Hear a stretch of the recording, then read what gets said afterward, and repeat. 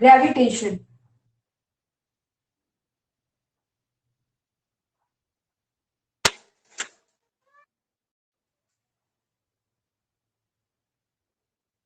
Gravitation मतलब गुरुत्वाकर्षण।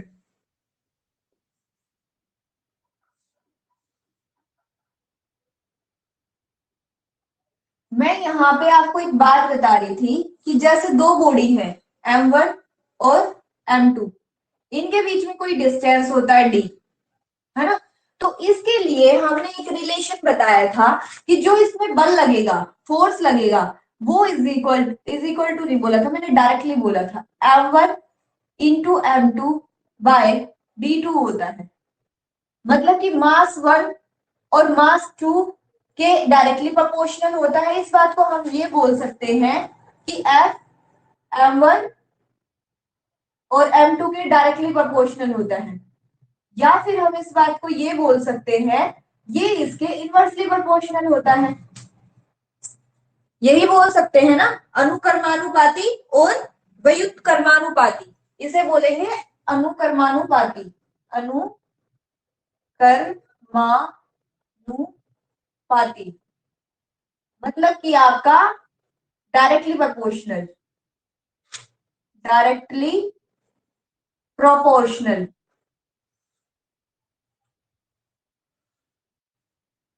फिर आपका आता है इनवर्सली प्रोपोर्शनल, इनवर्सली प्रोपोर्शनल। दिखाई दे रहा है ना आपको इधर तक? Yes ma'am. प्रोपोर्शनल।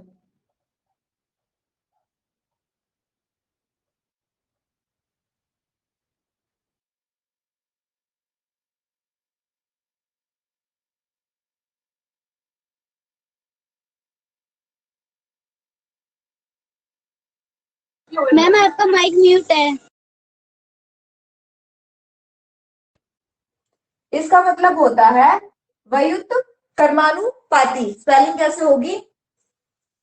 व्युत्क्रमानुपाती, व्युत्क्रमानुपाती। ठीक है, तो मैंने आपको ये तो समझा दिया था कि डायरेक्टली प्रोपोर्शनल किसे बोलते हैं। डायरेक्टली प्रोपोर्शनल का रिलेशन क्या होता है कि जैसे कि इक्वल टू के इधर कोई चीज लिखी है और इधर कोई चीज लिखती है, तो जैसे ही ये बढ़ेगी तो उसी के साथ इसकी भी वैल्यू बढ़ेगी, है ना। मैंने बताया था जैसे मान लो यहाँ पे 5 है, यहाँ पे 2 इंटू 3 है। अगर 3 को अगर हम इंक्रीज कर दे, 3 को हम 4 बना दे, इंटू 2 करें, तो यहाँ पे वैल्यू कितनी हो जाएगी? 4 टू जा 8 हो जाएगी। मतलब ये वैल्यू भी बढ़ गई जब ये वैल्यू बढ़ी। तो दूसरा एग्जाम्पल हम लेते हैं, अगर हम इस वैल्यू को घटाएं, यहाँ पे हम इसकी बजाय 2 कर दे, वैल्यू क्या कर दी हमने? घटा दी, है ना।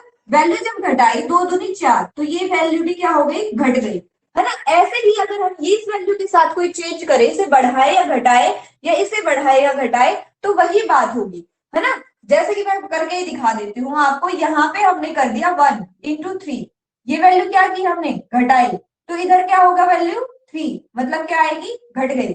अगर इधर हमने ये वैल्यू बढ़ा दी, ये हमने 3 कर दिया, कि ये वैल्यू क्या होगी? घट गई। घट गई या बढ़ गई? बढ़ गई, सॉरी। ये वैल्यू क्या हो गई आपकी? बढ़ गई, है ना। ये तो 3 था, तो ये कितना हो जाएगा? 9, तो ये वैल्यू भी बढ़ जाएगी। इसका मतलब क्या होता है? ये डायरेक्टली प्रोपोर्शनल है, अनुकर्मानुपाती है। क्या है भाई? आपकी अनुकर्मानुपाती है। ठीक है, अब हम इनवर्सली प्रोपोर्शनल कर रहे थे, उस वक्त हमारी क्या होगी? क्लास डिस्कनेक्ट हो गई थी, तो वो एक बार मैं आपको दोबारा समझा देती हूँ। इसमें कोई डाउट है किसी बच्चे को? No ma'am. ओके, अब हम बात करते हैं, ये तो था डायरेक्टली प्रोपोर्शनल। डायरेक्टली मतलब डायरेक्ट इंपैक्ट पड़ रहा है, जैसे ही कोई चीज बढ़ रही है तो दूसरी साइड वाली भी बढ़ रही है, दूसरी साइड वाली घट रही है तो दूसरी साइड वाली भी घट रही है, पहली साइड वाली भी क्या हो रही है आपकी? एक मिनट,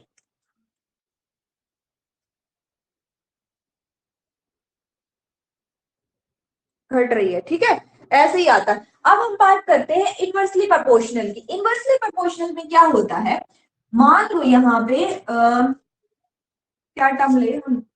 4 16 ले सकते हैं, 2 16 ले सकते हैं, और 8 16। ठीक है, ऐसे टर्म लेते हैं। तो मैंने लिया यहाँ पे 16/4, तो क्या आएगा, 4 चौक 16, 4 आंसर आएगा। ये हमारा स्टैंडर्ड है, ठीक है, इसे लेके चल रहे हैं हम। अगर हम इस टर्म को घटाएं, मतलब इसको घटा रहे हैं, 16 के बजाय 4 के बजाय यहाँ पे 2 ले रहे हैं, मतलब क्या ले रहे हैं, घटा रहे हैं, तो ये क्या आएगा, 2 8 16 आएगा, कितना आया, 8। जब हमने ये घटाया तो ये क्या होगी, वैल्यू बढ़ गई, 4 के कंपेयर में बढ़ गई ना, 8 हो गई। और 8 क्या होता है आपका, बड़ा होता है। तो यहाँ पे अगले में करके देखते हैं। दूसरी कंडीशन क्या लेते हैं हम, इसको ले लेते हैं 8। क्या ले लिया भाई हमने, 8, मतलब कि इसकी वैल्यू हमने क्या कर दी, बढ़ा दी।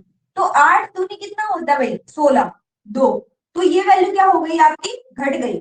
मतलब क्या देख रहे हैं उधर, डायरेक्टली प्रोपोर्शनल अनुकर्मानुपाती में क्या था आपका, जैसे इक्वल टू के इधर की वैल्यू बढ़ रही थी वैसे ही इधर की भी बढ़ जा रही थी। इधर की घट रही थी तो इधर की भी आपकी क्या हो रही थी, घट रही थी। लेकिन हम इनवर्सली प्रोपोर्शनल में देखते हैं, व्युत्क्रमानुपाती में देखते हैं, अभी भी शायद मैंने स्पेलिंग गलत लिखी है, कर नहीं लिखा। व्युत्क्रमानुपाती में अगर हम देखते हैं तो इसमें क्या होता है, इनवर्स रिलेशन, मतलब उल्टा रिलेशन है। जैसे ही इक्वल टू के इधर की वैल्यू कोई है, अपोन वाली वैल्यू घटेगी, तो इक्वल टू के इधर वाली वैल्यू क्या करेगी, इंक्रीज करेगी। ये वैल्यू डिक्रीज करेगी तो ये वैल्यू इंक्रीज करेगी, और ये वैल्यू इंक्रीज करेगी तो ये वैल्यू डिक्रीज करेगी। जैसा कि आप यहाँ पे देख रहे हैं, ये वैल्यू डिक्रीज की तो ये वैल्यू इंक्रीज की, ये वैल्यू इंक्रीज की तो ये वैल्यू डिक्रीज की। ठीक है, ये बात समझ आ गई।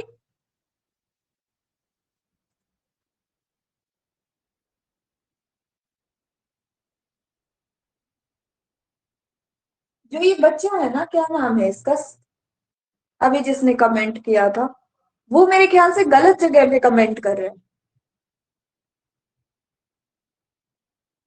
वो डाउट वाले सेक्शन में कमेंट कर रहे हैं, इस वजह से, एस से नाम है, क्या नाम है, इधर वो बच्चा प्रेजेंट भी नहीं दिख रहा, क्या कमेंट कर रहा है, इसलिए मेरे को उसके डाउट भी।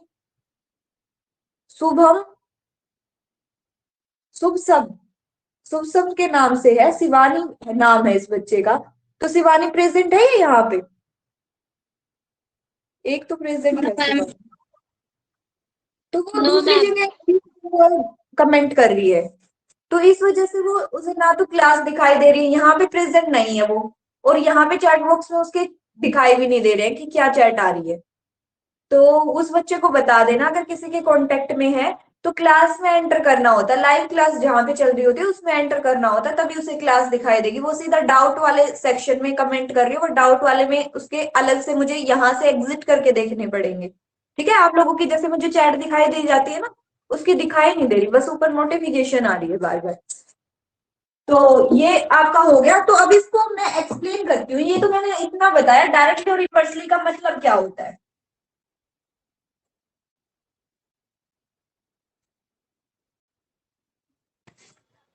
अब मैंने कल आपको एक बात बताई थी कि, क्या बात बताई थी, कि दो ऑब्जेक्ट है, ये कुछ डिस्टेंस पे प्रेजेंट है, तो इनके बीच में एक अट्रैक्शन होती है, इनके बीच में एक अट्रैक्शन होती है ना, अट्रैक्शन होती है, लेकिन फिर भी एक दूसरे से नहीं चिपकते।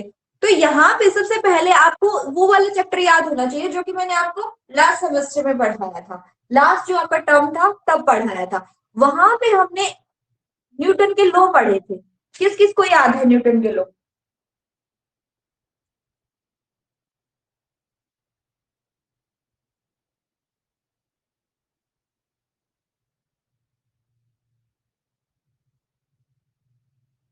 याद है किसी को, न्यूटन का गुरुत्वाकर्षण का नियम, न्यूटन का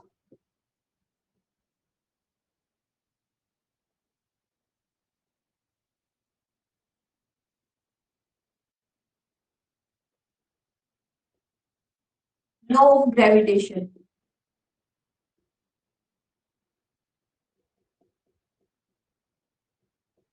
किस किस को याद है, वो क्लास किस किस ने अटेंड की थी, या किस किस को याद है, न्यूटन का गुरुत्वाकर्षण का नियम, लॉ ऑफ ग्रेविटेशन। मैम। हाँ जी,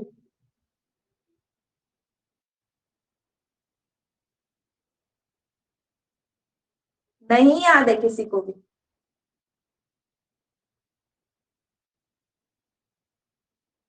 गरिमा ने बोला यस मैम। किस बात पे यस मैम बोला, पहले एक बार तो ये बताओ गरिमा। माइक को अनम्यूट करके एक बार बताएंगे मुझे किस बात पे यस मैम बोला।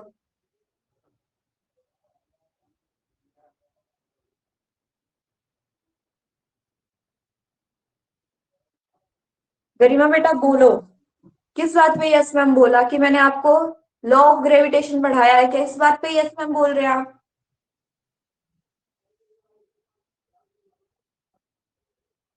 अरे भाई रिप्लाई दो, तभी तो मैं आगे चैप्टर कंटिन्यू करूंगी। मैं खुद खुद बोल के चले जाऊंगी, उन चीजों का कोई फायदा नहीं है। गरिमा क्या मेरी आवाज सुन पा रहे हैं बेटा? गरिमा गुप्ता, एक नंबर घटा दिए भाई। इस लड़की के याद दिला देना मेरे को कि मैम इसका एक नंबर घटाना है, ठीक है? तो किसी को याद है मैंने क्या बताया था लॉ ऑफ ग्रेविटेशन? मैम यानी कि गुरुत्व वह आकर्षण बल है जिससे पृथ्वी किसी वस्तु को अपने केंद्र की ओर खींचती है। ये तो मैंने पढ़ाया था पहले।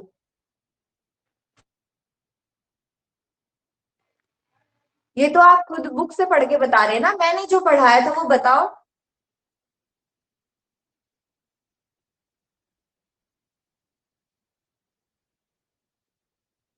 क्या मैंने पढ़ाया भी है? यही बता दो, क्या मैंने पढ़ाया भी है?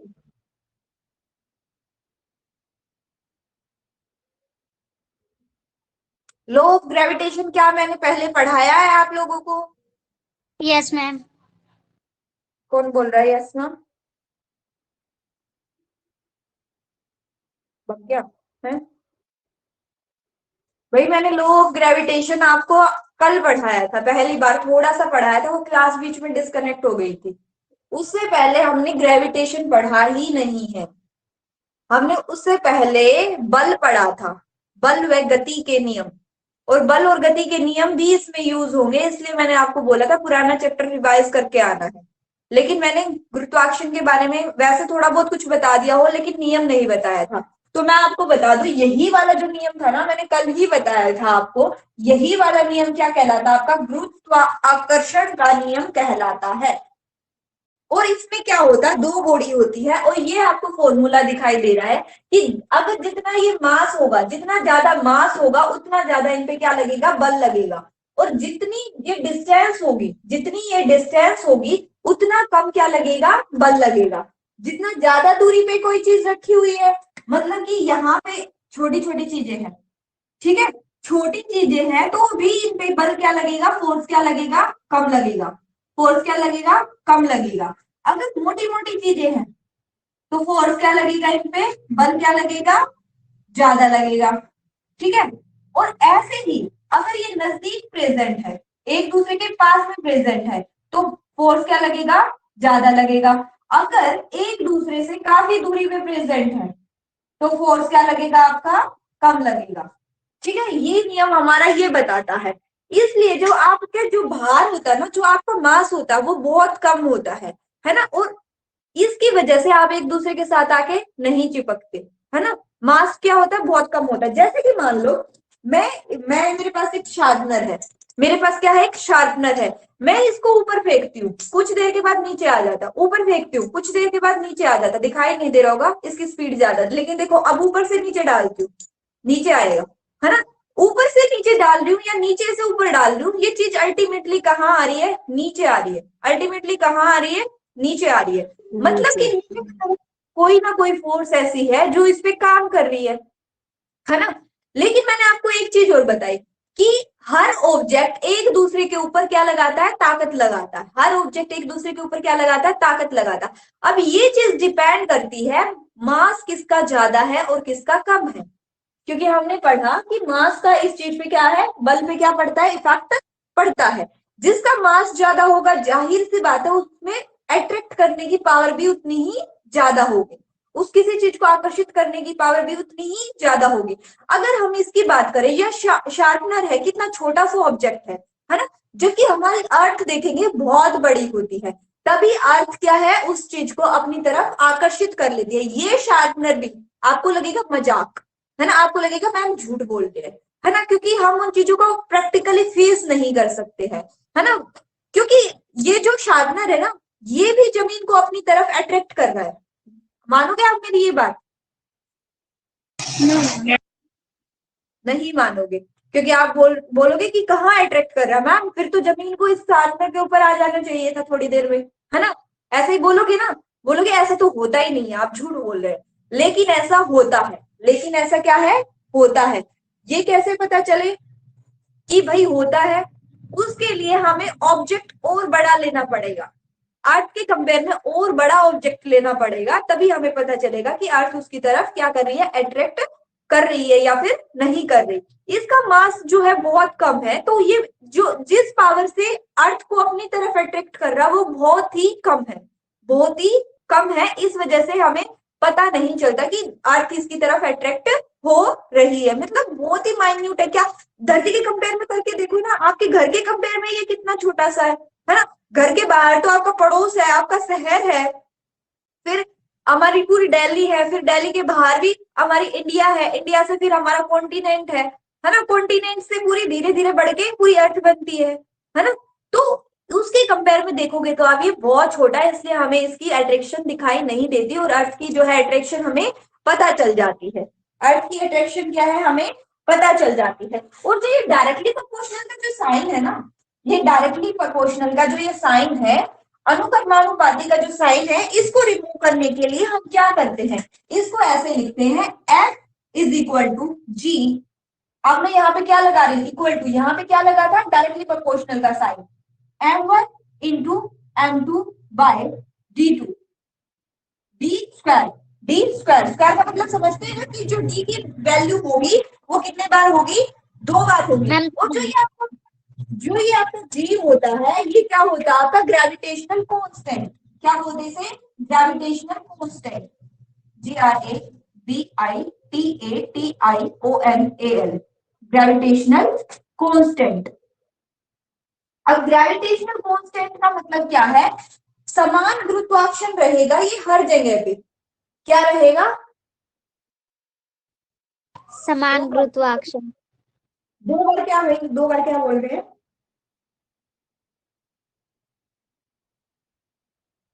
कुछ बोल रहे हैं,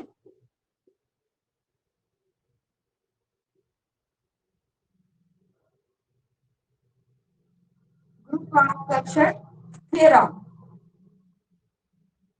इसे क्या बोला जाता है, गुरुत्वाकर्षण स्थिरांक। मतलब कि ये स्थिर रहेगा, आप कहीं पे भी जाके देख लो, इसकी वैल्यू क्या रहेगी, हमेशा बराबर रहेगी। भाई स्थिर है तो उसकी वैल्यू भी हमें पता होनी चाहिए। तो वैल्यू जो होगी, value of G, value of G मतलब जी का मान, जी का मान वो क्या होगा, आपको कोई भी क्वेश्चन दिया जाएगा, उसमें आपको मास दे दिया जाएगा, M1 दे दिया जाएगा, M2 दे दिया जाएगा, डिस्टेंस दे दिया जाएगा, और आपको बोलेगा कि इससे लगने वाले बल का पता करो, फोर्स का पता करो। तो आप सोचोगे भाई जी की वैल्यू क्या लिखे, क्योंकि क्वेश्चन में हमें जी की वैल्यू तो दी ही नहीं है। आवाज की दिक्कत और भी किसी बच्चे को है क्या, मेरी नो आवाज मैम। प्रॉपर? तो बेटा यस आपके मैम। नेटवर्क इशू है, जहां पे आपको आवाज नहीं आ रही वो आराम से सुन लेंगे, आपके तरफ से नेटवर्क में इशू है। बाकी हमारी क्लास क्या है, प्रॉपर चल रही है। तो यहाँ पे जी क्या है, ग्रेविटेशनल कांस्टेंट की वैल्यू आपको नहीं दी होगी, तो ये आपको याद करनी पड़ेगी, क्योंकि क्वेश्चन में आपको जी की वैल्यू नहीं देंगे, बाकी ये सब वैल्यू दे सकते हैं।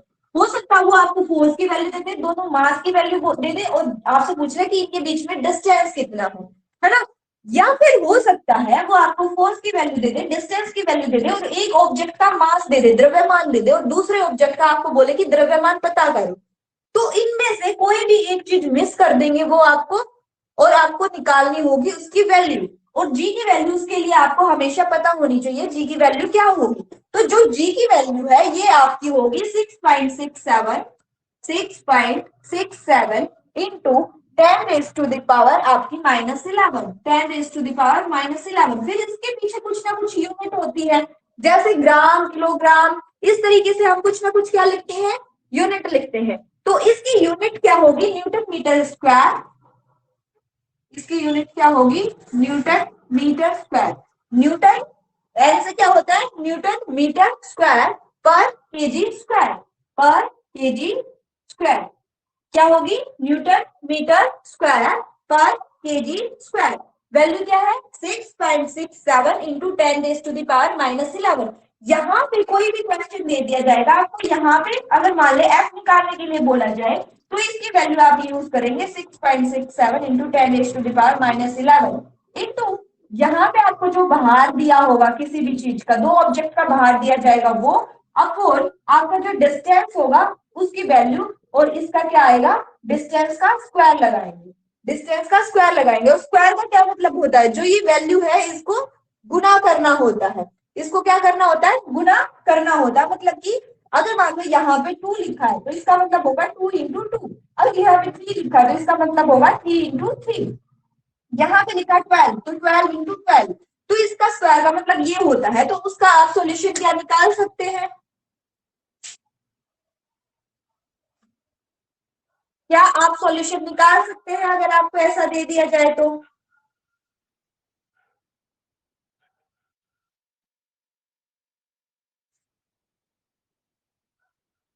बस आपको क्वेश्चन को क्या है ध्यान से समझना है और पढ़ना है कि क्वेश्चन की स्टेटमेंट क्या बोल रहे हैं, उन्होंने क्या क्या दिया है। सबसे पहले होता है हमें क्वेश्चन देख के ये जानना कि क्वेश्चन वाला हमसे क्या आंसर चाह रहा है। ठीक है, जब हमें पता चल गया कि ये हमसे ये चीज जानना चाह रहा है, लास्ट स्टेटमेंट जनरली आपकी ये होती है कि वो आपसे क्या जानना चाह रहा है। उसके बाद जब हमें पता चल गया कि ये जानना चाह रहा है, तो हमारा दिमाग प्रोसेस करना चाहिए कि इस चीज को हम किस फॉर्मूले से या किस तरीके से फाइंड आउट कर सकते हैं। जैसे कि मान लो आपको अपने मामा के घर जाना है, तो सबसे पहले आपको ये टारगेट पता होता है कि आपको अपने मामा के घर जाना है ना। जब आपको ये पता चल जाता है कि मामा के घर जाना है, तभी तो आप रास्ते को फाइंड आउट करते हैं ना कि किस रास्ते से हम जा सकते हैं, कौन सी गाड़ी हम ले सकते हैं, है ना। तो ऐसे ही फिर हमें पता करना है कि भाई ये फॉर्मूला, ये चीज निकालने के लिए, ये चीज निकालने के लिए हम कौन सा फॉर्मूला लगा सकते हैं, कौन सा रास्ता फॉलो कर सकते हैं। जब हमें उस फॉर्मूले का पता चल जाए, जब उसे हम फॉर्मूले का पता चल जाए, जैसे कि हमें मामा के घर जाने के लिए रास्ते का पता चल गया, फिर हम पता करते कि कौन सी गाड़ी ले, कौन सी गाड़ी लेगी, उस रास्ते से कौन कौन सी गाड़ी जाती है, मतलब कि उस फॉर्मूले में क्या क्या चीजें आपके इस्तेमाल होती है। अब अगर उस फॉर्मूले में इस्तेमाल होने वाली चीजें अलग अलग भी हो सकती है ना, बहुत सारी अलग अलग हो सकती है, क्योंकि मामा के घर जाने के 4-5 रास्ते भी तो हो सकते हैं, ऐसे ही 4-5 फॉर्मूले भी हो सकते हैं एक चीज को निकालने के लिए। आप उसमें से हमें सिलेक्ट करना होता है कि अप्रोप्रिएट फॉर्मूला कौन सा है। अप्रोप्रिएट फॉर्मूला आपका वो होता है जो क्वेश्चन में चीजें दी गई हैं, जो क्वेश्चन में चीजें दी गई हैं। मतलब कि जैसे कि हमें यहाँ किस किस चीज की रिक्वायरमेंट होगी, एक मास, दूसरा मास और एक डिस्टेंस की रिक्वायरमेंट होगी अगर हमें फोर्स निकालने के लिए बोला गया, बल निकालने के लिए बोला गया है। तो जिस क्वेश्चन में ये सारी चीजें दी गई है तो हम ये फॉर्मूला वहां पे यूज कर सकते हैं, अगर इनमें से एक भी चीज मिसिंग है वो निकालने के लिए। तो यहाँ तक अगर किसी बच्चे को कोई डाउट है तो जल्दी से बता देंगे।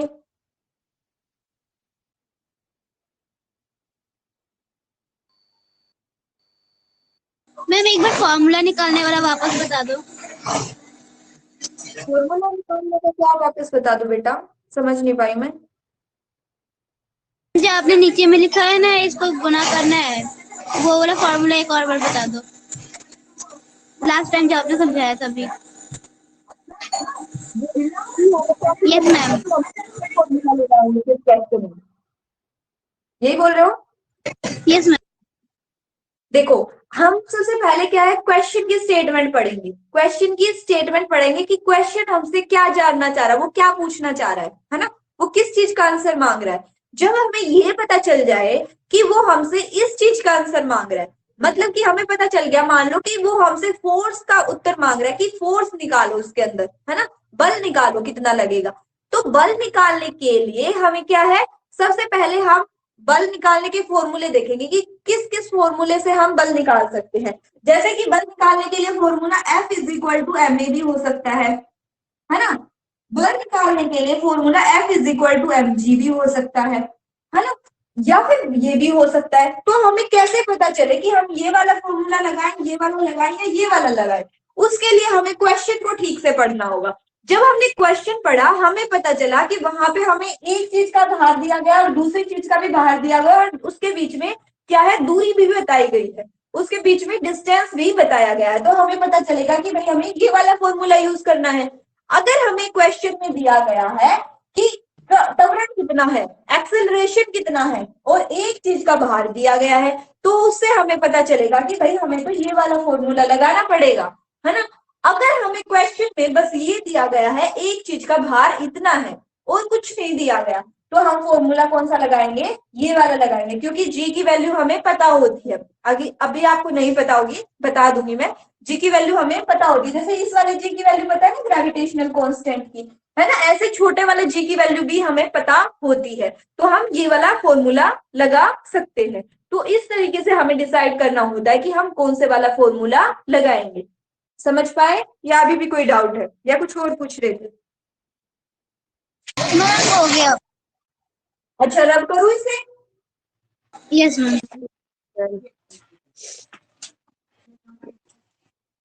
मैम आपने व्यक्त क्रमानुपाती गलत लिखा है।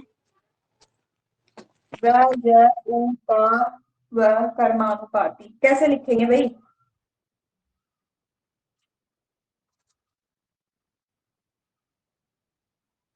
मैम ऐसे लिखेंगे। सही लिखा भाई? यस मैम सही है। हाँ सही लिखा भाई, सही लिखा है। मैम सही।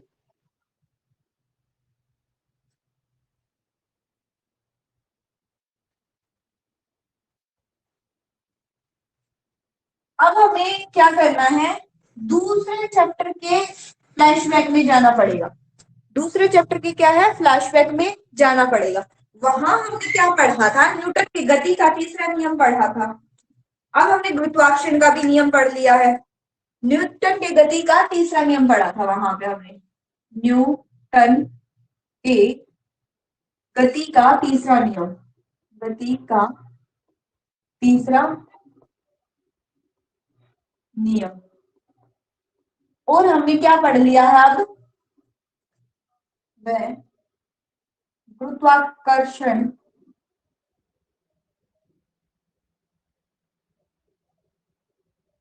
के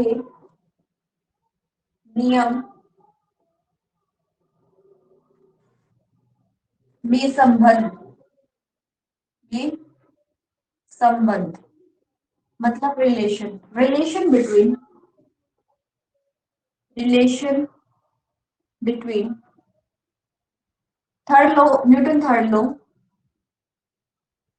Newton's third law and law of gravitation, law of gravitation. तो जो आपका न्यूटन का थर्ड नियम था, उसमें मैंने आपको बताया था कि क्या होता है, every action there is equal and opposite reaction. मतलब कि हर एक क्रिया की प्रतिक्रिया होती है। जैसे कि मैंने आपको उदाहरण दिया था, मैं आपको चीख चीख के बोलूंगी बेटा पढ़ लो, तो हो सकता है कि आपका रिएक्शन क्या है कि भाई थोड़ा पढ़ना भी है। हो सकता है कि भाई मैम की तो आदत है ना, बोलने दो हमें तो पढ़ना ही नहीं है ना। या फिर मैंने आपको एग्जाम्पल दिया था, जैसे कि मैं यहाँ पे खड़ी हूँ और आप मेरे सामने खड़े हैं, और जैसे आप ये खड़े हैं और मैं यहाँ पे हूँ, मैंने आपको धक्का मारा, तो आप क्या करेंगे, आप भी उतना ही धक्का पीछे की तरफ लगाएंगे कि कभी आप नीचे ना गिर जाए, उतना ही पीछे की तरफ लगाएंगे। तो जैसे कि मान लो ये मेरी बोतल है, ये क्या है, मेरी बोतल है। जब मैं इसमें धक्का लगाती हूँ तो देखो ये वापस अपनी पोजीशन पे आ जाती है, देख पा रहे हैं? जैसे ही धक्का लगाया वापस अपनी पोजीशन पे आ गई, धक्का लगाया वापस अपनी पोजीशन पे आ गई, आ रही है ना। तो ये कब हमेशा उतना ही बल लगा रही है विपरीत दिशा में, क्योंकि मैंने तो इस पे क्या लगाया था, आगे की तरफ बल लगाया था। मैंने आगे की तरफ बल लगाया और इसने पीछे की तरफ बल लगाया, मैंने आगे की तरफ लगाया, इसने पीछे की तरफ लगाया। जब मैं इससे बहुत ज्यादा बाहर लगा देती हूँ तो ये हो सकता है गिर जाए, है ना। तो every action there is equal and opposite reaction, मतलब कि लगाए गए क्रिया की प्रतिक्रिया उतनी ही होती है लेकिन विपरीत दिशा में होती है। यही तो बताया था मैंने आपको, जो भी क्रिया की जाती है उससे होने वाली प्रतिक्रिया उतनी ही होती है लेकिन क्या होती है, विपरीत दिशा में होती है। और अब हम बोल रहे हैं कि यूनिवर्सल लॉ ऑफ अट्रैक्शन, कि गुरुत्वाकर्षण में हमने क्या पढ़ा कि यहाँ पे यूनिवर्सल लॉ ऑफ अट्रैक्शन है, मतलब कि दो चीजें जो है वो आपस में एक दूसरे को क्या करती है, अट्रैक्ट करती है। क्या करती है, अट्रैक्ट करती है। लेकिन ये चीजें किस पे डिपेंड करती है, उसके भार पे, द्रव्यमान पे, और उसके बीच में कितनी दूरी है, उस चीज पे क्या करती है, डिपेंड करती है। तो हमें पता है, जब हमने पढ़ा था कि F is equal to M, वहां पे हमने पढ़ा था force is equal to mass into acceleration. पढ़ा था ना लास्ट जो चैप्टर था हमारा, द्रव्यमान गुणा में त्वरण। क्या पढ़ा था, द्रव्यमान गुणा में त्वरण। यही तो पढ़ा था हमने न्यूटन के लॉ में, है ना, यही पढ़ा था ना।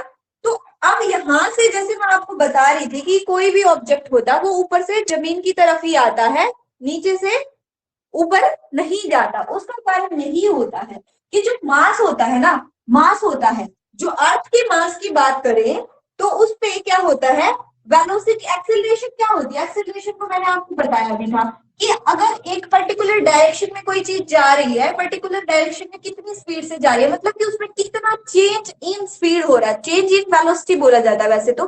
किसी एक पर्टिकुलर डायरेक्शन में अगर अगर मैं आपको दोबारा से बता देती हूँ, एक होता है आपका स्पीड,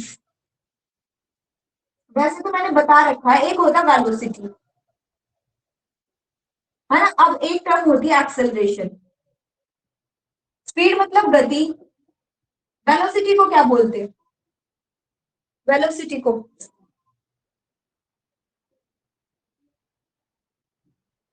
इसे भी गति ही बोलते हैं मेरे ख्याल से। मैम वेग बोलते हैं वेलोसिटी को, वेग। वेग, इसे वेग बोलेंगे। तो इनमें अंतर क्या होता है, ये चीजें एक जैसी सी है, इनमें अंतर क्या होता है। जो स्पीड होता है, स्पीड वो होता है कि किसी चीज के, स्टेशनरी चीज के रिस्पेक्ट में आप कितना मूव कर रहे हैं। जैसे कि मैं यहां से यहां चल के जा रही हूँ, तो आपको कैसे पता चल रहा है कि मैं चल रही हूँ, मेरी क्या स्पीड है। आप क्या देख रहे हैं भाई, इसके पीछे जो बोर्ड है ना, तो वो तो रुका हुआ है। आपके दिमाग में क्या इमेजिनेशन है कि वो बोर्ड तो रुका हुआ है, तभी तो आपको पता चल रहा है कि मैं आगे चल रही हूँ, है ना। या फिर जो कैमरा लगा हुआ है वो भी रुका हुआ है, तभी आपको पता चल रहा है मैं चल रही हूँ।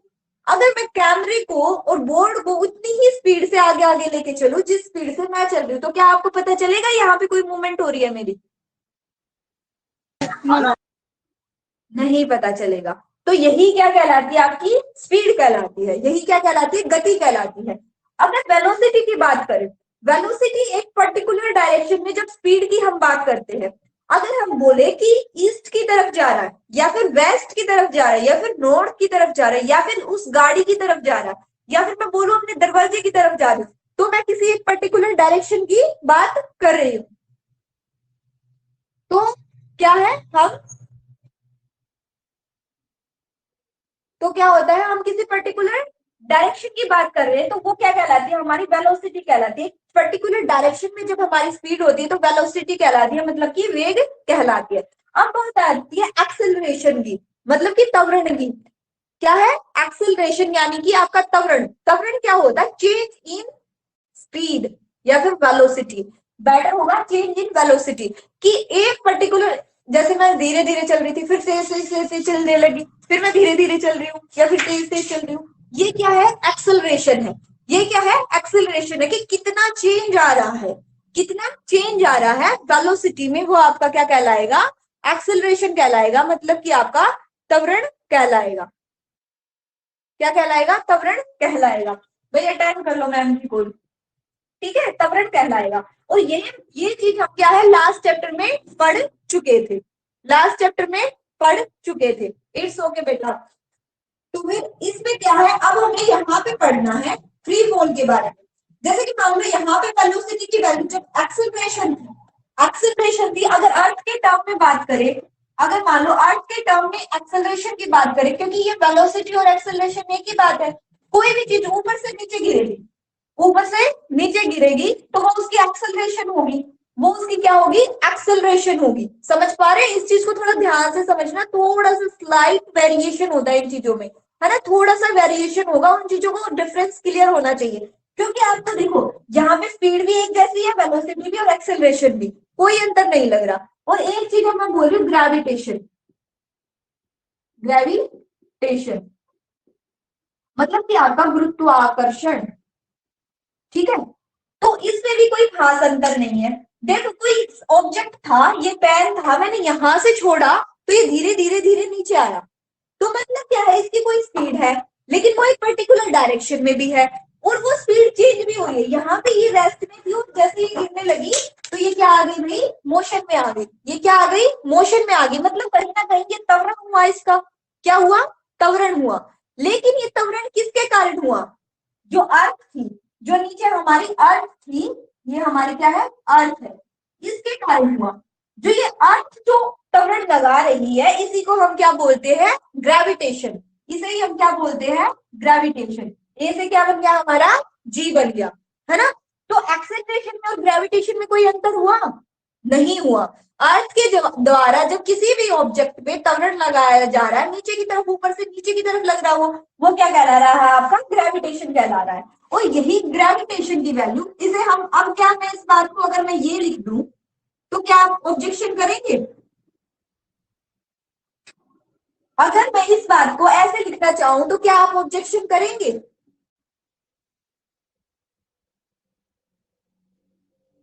अरे बोलो बेटा, क्या ये बात मैंने सही लिखी है या फिर गलत लिखी है। ऑब्जेक्शन का मतलब तो समझते होंगे ना, इसमें तो इंग्लिश आती होगी कि ऑब्जेक्शन मतलब आप मुझे क्या करेंगे, गलत बताएंगे। बताएंगे क्या आप मुझे गलत, कि मैं इसकी जगह, ए की जगह अगर जी लिख दूं तो क्या मैं सही लिख रही हूं। से यस और नो।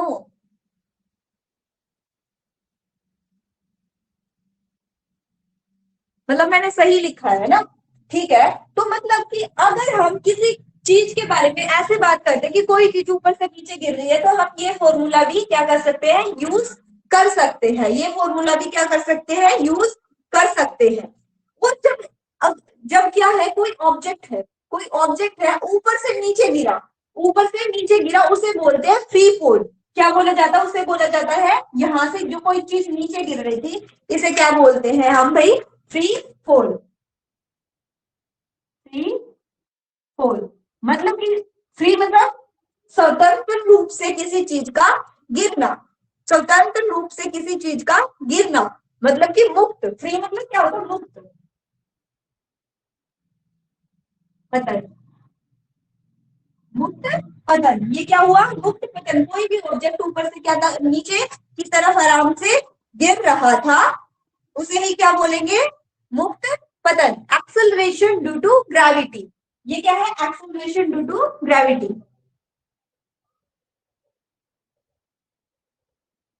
Due to gravity. मतलब कि गुरुत्वाकर्षण के कारण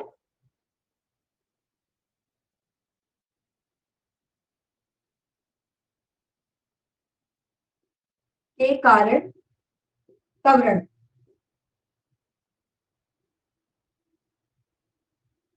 इसे कह सकते हैं गुरुत्वीय त्वरण। गुरुत्वीय त्वरण ही तो है, इसे छोटा बनाने की कोशिश करें तो यही तो बोलेंगे, गुरुत्वीय त्वरण। गुरुत्वीय त्वरण क्या है आपका, जी। जी को क्या बोलेंगे आप, गुरुत्वीय त्वरण। ठीक है, फ्री फॉल समझ आ गया। अगर आपसे पूछ लिया जाए फ्री फॉल क्या है, तो ये जी ही आपका क्या है, फ्री फॉल कराता है। जी क्या कराता है आपका, फ्री फॉल कराता है, एक्सेलरेशन ड्यू टू ग्रेविटी कराता है। मतलब अगर जी प्रेजेंट है तो आपका फ्री फॉल होता है, अगर जी प्रेजेंट नहीं होगा तो आपका फ्री फॉल नहीं होगा। क्या आपको समझ आया,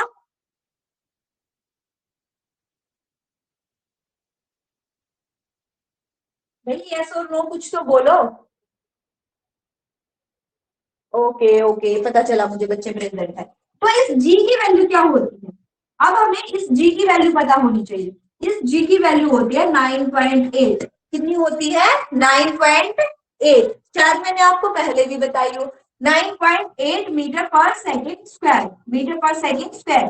कभी कभी आपको ये 10 भी बोल देते हैं, कभी कभी आपको 10 मीटर पर सेकेंड स्क्वायर भी बोल देते हैं, ताकि आपके क्वेश्चन सोल्व करने में आपको आसानी हो। क्योंकि देखो, अगर इसमें 9.8 में अगर हम 0.2 ऐड कर दें तो कितना बन जाएगा, ये 10 ही तो बन जाएगा, है ना। 8 और 2 10, 10 की 0, कैरी 1 लगा, 9 और 1 10, 10 बन जाएगा। तो इसे हम अप्रोक्सीमेटली 10 ले लेते हैं, क्योंकि आपकी क्लास बहुत छोटी है और आपको कैलकुलेशन की आसानी हो जाए, इसलिए इसकी वैल्यू कई बार आपको 10 भी दे दी जाती है, लेकिन एक्चुअल में जी की जो वैल्यू होती है वो कितनी होती है भाई, 9.8 मीटर पर सेकेंड स्क्वायर होती है। ठीक है, इरेज कर दूं?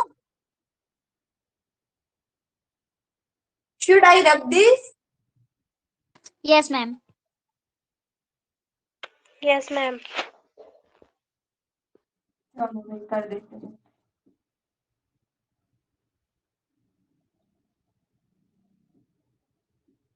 अभी अभी जो हमने न्यूटन का नियम पढ़ा था, अभी अभी हमने ये गुरुत्वाकर्षण का जो नियम पढ़ा था, वो क्या था भाई हमारा, बता सकते हैं मुझे?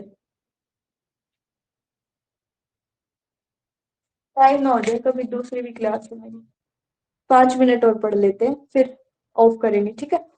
तो हमने पढ़ा था, क्या पढ़ा था, F is equal to G m1 into m2 by d2। ठीक है, डी स्क्वायर, टू नहीं है, डी स्क्वायर है, डी क्या है आपका, स्क्वायर है। तो डी स्क्वायर पढ़ा था। तो अगर हम इसमें से मान लेते हैं कोई, ये क्या है, अर्थ का है, F is equal to G into M into earth, earth है ये क्या है, अर्थ है, और ये कोई दूसरा ऑब्जेक्ट है, ये दूसरा ऑब्जेक्ट है। तो अर्थ की जो डिस्टेंस होगी, यहाँ पे किसको खड़ा करते हैं हम, यहाँ पे हम सानिया को खड़ा कर देते हैं, किसको खड़ा कर देते हैं, सानिया को हमने यहाँ पे खड़ा कर दिया, पूछ भी बन गई है सानिया की, है ना, हमारे एंसेस्टर की जैसे पूछ होती थी ना वैसे बन गई थी। चलो ठीक है, ये सानिया, ये इसने चोटी बनाई है, यहाँ पे देख रहे हो ना, चोटी बनाई है। ठीक है, तो क्या हो गया, यहाँ पे ये क्या हुआ, हमारा ऑब्जेक्ट हुआ जो कि एम है, इसका नाम हमने क्या रखा है, एम। ठीक है, सोनिया का नाम हमने क्या रख दिया, एम। ये हमारी क्या है, अर्थ है, और इसका यहाँ पे एक सेंटर है। अगर हम यहाँ से यहाँ तक की दूरी देखें, यहाँ से यहाँ तक की दूरी देखें, तो ये क्या दो ऑब्जेक्ट के बीच का डिस्टेंस नहीं है, क्योंकि इसका भाग जो था वो मोस्टली सेंटर से ही नापेंगे हम। यहां से यहां तक की दूरी क्या कहलाएगी, आपकी डी कहलाएगी। और जब एक सर्कल की दूरी को जब आप देखते हैं तो उसे आप आर बोलते हैं, रेडियस बोलते हैं, त्रिज्या बोलते हैं। ये क्या है आपकी आर, आर मतलब रेडियस, क्या होगी, रेडियस, रेडियस यानी कि आपकी त्रिज्या होगी कि नहीं होगी, है ना। तो इधर हम क्या आर स्क्वायर नहीं लिख सकते, क्या हम इसको आर स्क्वायर नहीं लिख सकते,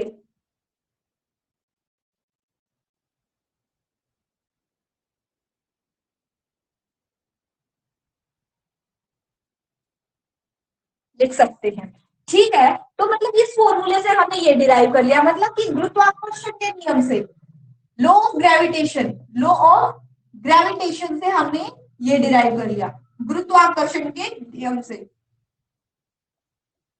नियम से हमें ये पता चल गया, है ना। उधर न्यूटन वाले नियम से हमें क्या पता चला, न्यूटन वाला नियम is equal to F into F into क्या था, ए था, तो उससे हमें क्या पता चला, F is equal to M into जी।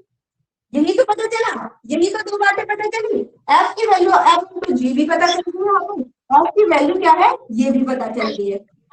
तो इसका मतलब आपको नहीं लगता क्या ये दोनों चीजें बराबर है, आपको नहीं लगता कि G is equal to F E into F by R two, R square is equal to M G, ये दोनों बात बराबर है, आपको नहीं लग रहा ये भी तो कोई ऑब्जेक्ट ही था ना जो ग्रेविटेशन की वजह से जमीन पे गिर रहा था, उसकी वजह से कोई बल लग रहा था, राइट।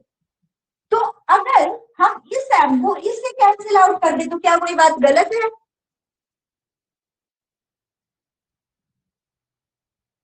क्या कोई मैंने कुछ गलत किया है वहां पे, नहीं किया। तो इसको हम बोल सकते हैं जी एम, एम की पावर नीचे ई, क्योंकि ये अर्थ का मास है, इंटू रेडियस का स्क्वायर इज इक्वल टू जी, ये बात हो गई। तो यहाँ पे हमें पता है इसकी वैल्यू, ये ग्रेविटेशन फोर्स, ग्रेविटेशन है ना, ग्रेविटेशन की वैल्यू हमारी कितनी होती है, 9.8 मीटर पर सेकेंड स्क्वायर होती है ना।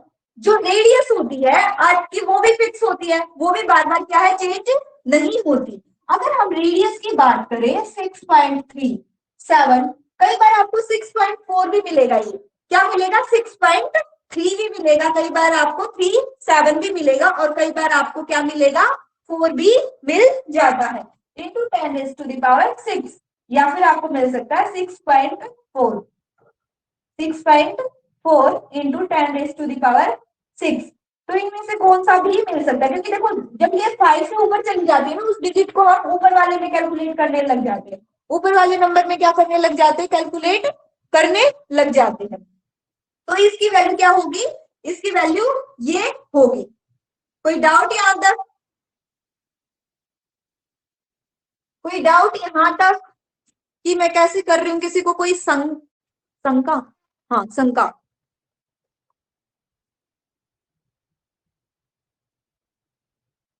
नो मैम, ठीक है। तो यहाँ पे इसकी वैल्यू तो हमें पता ही थी, इसकी वैल्यू थोड़ी देर पहले मैंने क्या बताई थी आपको, जो जी है ग्रेविटेशनल कांस्टेंट है, गुरुत्वाकर्षण स्थिरांक है। क्या है आपका, गुरुत्वाकर्षण स्थिरांक है, इसकी वैल्यू हमने आपको बताई थी, जो कि कितनी थी, 6.673 into 10⁻⁻11 Newton metre square per kg square, per kg square. और अब किसकी वैल्यू रह गई, एमई की। एमई मतलब कि मास ऑफ अर्थ, अर्थ का मास क्या है, वो भी भाई आपका क्या है, फिक्स है। कितना है, 10 इंटू 10⁻24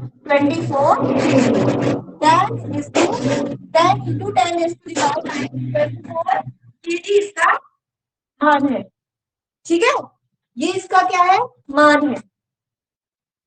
ये मैंने आपको सबकी वैल्यू बता दी। इन केस मैं आपको यहाँ पे इसकी वैल्यू ना बता दी, इन केस में आपको इसकी वैल्यू ना बता दी और आपको ये सब वैल्यू पता होती, क्योंकि ये तो आपको पता ही है, तो क्या आप जी की वैल्यू निकाल सकते थे। तो वो जी की जब आप वैल्यू निकाल के देखेंगे वो कितनी आएगी आपकी, 9.8 ही आएगी, 9.8 मीटर पर सेकंड स्क्वायर ही आएगी। तो क्या किसी को डाउट है? No ma'am. अब कैसे क्लियर हो गया सब कुछ? No ma'am. क्लियर नहीं हुआ? क्लियर हो गया? मैम जो ये व्यस्तुमानुपाती है इसको थोड़ा समझा देते। व्यस्तुमानुपाती, इनवर्सली प्रोपोर्शनल। बेटा अभी हमें देखो टाइम हो गया आपका, मेरे को एक और क्लास लेनी है, नेक्स्ट क्लास में समझा दूंगी। इनवर्सली प्रोपोर्शनल को आप बोले व्यस्तुमानुपाती, मैं आपको नेक्स्ट क्लास में बता दूंगी, ठीक है। और सिंपल लैंग्वेज में मैं एक बार, वैसे आप एक बार वीडियो देख लीजिएगा दोबारा, आपको समझ आ जाएगा। व्युत्क्रमानुपाती का मतलब है अगर इक्वल टू के एक साइड की वैल्यू इंक्रीज हो रही है तो दूसरी साइड की वैल्यू डिक्रीज हो रही है, अगर दूसरी साइड की वैल्यू डिक्रीज हो रही है तो उस साइड की वैल्यू इंक्रीज हो रही है, अगर ये डिक्रीज हो रही है तो इसके अपॉन की वैल्यू इंक्रीज हो रही है। एक बार आप एग्जाम्पल देखिएगा, वीडियो में डाल दूंगी शाम तक, तो आपको समझ आ जाएगा। अगर फिर भी नहीं समझ आए तो नेक्स्ट क्लास में क्या कर लेंगे, हम डिस्कस कर लेंगे, ठीक है बेटा। Okay, bye bye, see you on Monday. और आपकी जो आज संडे की क्लास है उसको आप एडजस्ट कर लेंगे, नेक्स्ट वीक में शायद मैं ट्यूसडे को ना ले पाऊं, तो उसको मैनेज कर लेंगे, ठीक है। बाय।